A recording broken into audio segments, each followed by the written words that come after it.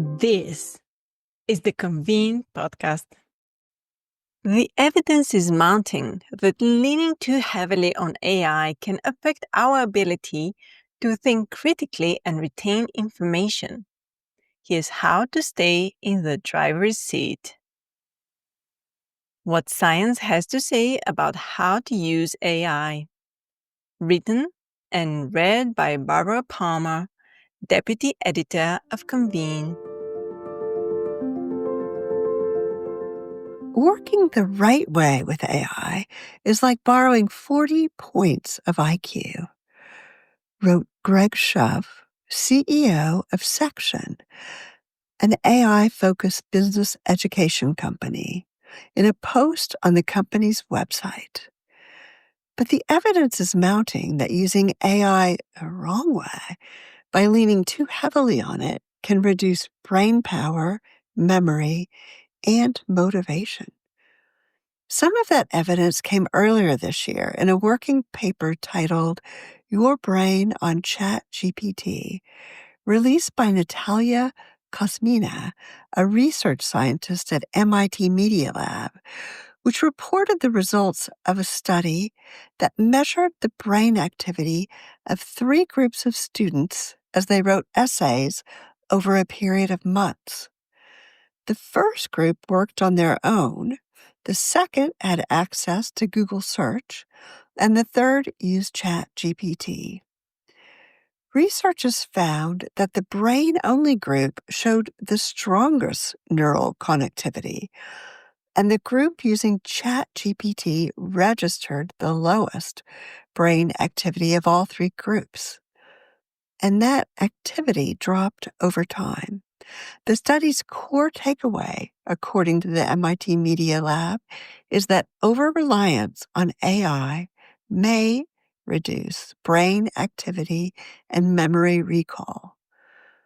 Other studies have shown similar results, including a joint Microsoft and Carnegie Mellon study, cited by Shove, that showed that while Gen A can accelerate routine tasks, it also can reduce our ability to exercise critical thinking. Research that appeared in a recent Harvard Business Review story found that using Gen AI for tasks, like brainstorming ideas and writing emails, can improve task performance, but workers reported being bored when returning to tasks without AI. The good news is that the MIT essay writing experiment points toward a remedy. When the study participants who had relied on their brains only later used ChatGPT, their brains showed a burst of connectivity. The order of tool use matters, wrote Jin-Ting Ye, a researcher at Duke University, in a LinkedIn post summing up the research.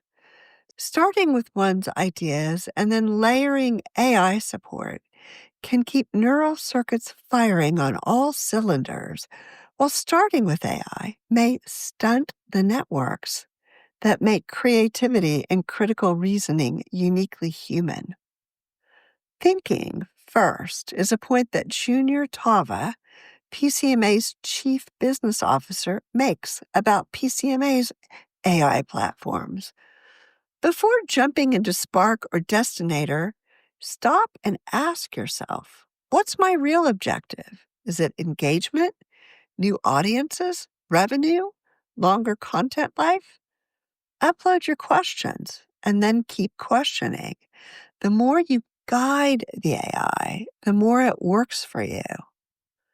Tava's recommendations mirror the advice that Shove gives to those who aspire to be AI drivers, as opposed to AI passengers, who he describes as happily delegating their cognitive work to AI. Drivers, he wrote, will insist on directing AI.